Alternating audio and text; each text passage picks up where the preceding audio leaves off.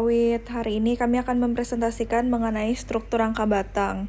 Sebelum kami mempresentasikan PPT kali ini, izinkan saya untuk memperkenalkan seisi kelompok saya. Yang pertama ada saya sendiri, yaitu Clarence Audrey dengan NIM 22B10002. Selanjutnya ada Francisca Labunga dengan NIM 22B10054. Selanjutnya ada Ari Rafa Nugraha dengan NIM 22B10064. Dan yang terakhir ada Monica Yohan dengan NIM 22B10070. Hari ini kami akan menjelaskan mengenai pengertian struktur rangka batang, batang tarik, batang tekan, batang lentur, dan perbedaan SNI lama dan yang baru. Oke, selanjutnya di sini ada pengertian. Menurut Seven Gentry tahun 2019, rangka batang adalah suatu konstruksi yang terdiri dari sejumlah batang-batang yang disambung satu dengan yang lain pada kedua ujungnya, sehingga membentuk satu kesatuan struktur yang kokoh. Rangka batang menjadi struktur pendukung dalam bangunan yang memberikan kekuatan dan stabilitas. Struktur ini dirancang untuk menahan beban dan meminimalkan deformasi yang mendapatkan tekanan atau gaya. Struktur rangka batang merupakan kumpulan dari batang-batang yang mana gaya-gaya batang tersebut harus diketahui. Dalam hal ini, gaya-gaya batang tersebut beberapa gaya tarik atau tekan. Selanjutnya ada batang tarik. Batang yang menerima beban tarik atau menahan gaya tarik untuk menjaga kestabilan dan kekuatan struktur secara keseluruhan. Kekakuan batang tarik diperlukan untuk menjaga agar batang tidak terlalu fleksibel. Fungsi dari batang tarik berfungsi untuk menghubungkan elemen lain dalam rangka, mendistribusikan beban, menjaga stabilitas struktur, dan mencegah penurunan atau deformasi yang tidak diinginkan. Material dari batang tarik terbuat dari material yang memiliki kekuatan tinggi dan elastisitas yang baik, seperti baja, aluminium, atau bahan komposit. Penerapan dari batang tarik biasa digunakan pada struktur rangka jembatan, rangka atap, dan lainnya. Analisis dari struktur batang tarik memastikan bahwa batang tersebut dapat menahan beban yang akan diterima tanpa melebihi batas kekuatannya.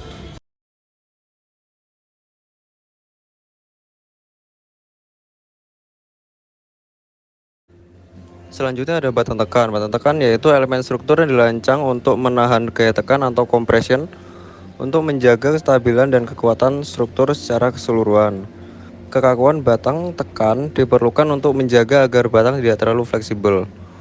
Fungsinya yaitu batang tekan berfungsi untuk mendukung beban dengan cara menerima gaya yang mengarah ke dalam.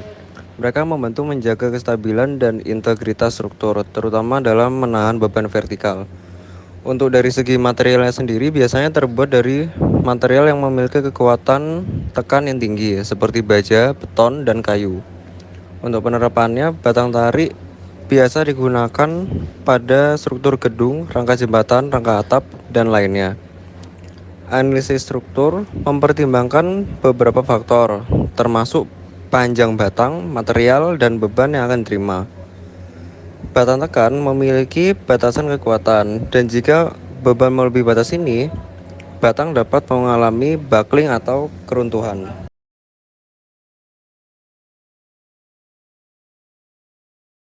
Batang lentur adalah elemen struktural yang dirancang untuk menahan gaya lentur. Ketika batang ini diberikan beban, ia akan mengalami deformasi di mana bagian atas batang tertekan dan bagian bawah batang ditarik. Fungsinya, batang lentur digunakan untuk mendistribusikan beban, membantu mengalihkan gaya yang bekerja pada struktur ke elemen pendukung lainnya. Momen lentur, ketika beban diterapkan, momen lentur terbentuk menyebabkan distribusi tegangan di sepanjang batang.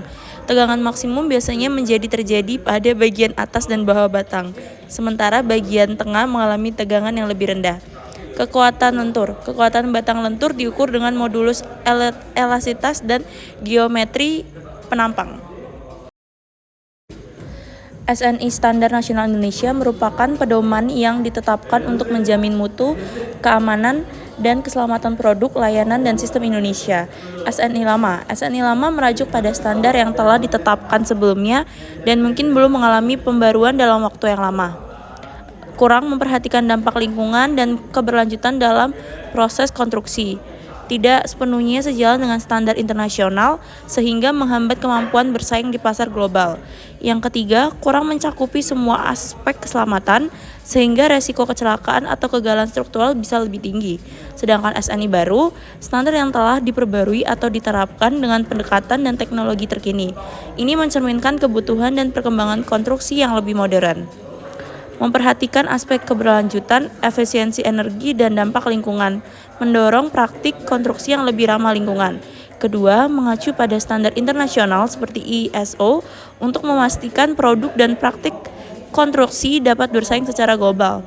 Dan yang ketiga, meningkatkan fokus pada keselamatan kerja dan keamanan struktur dengan standar yang lebih ketat untuk mengurangi resiko kecelakaan.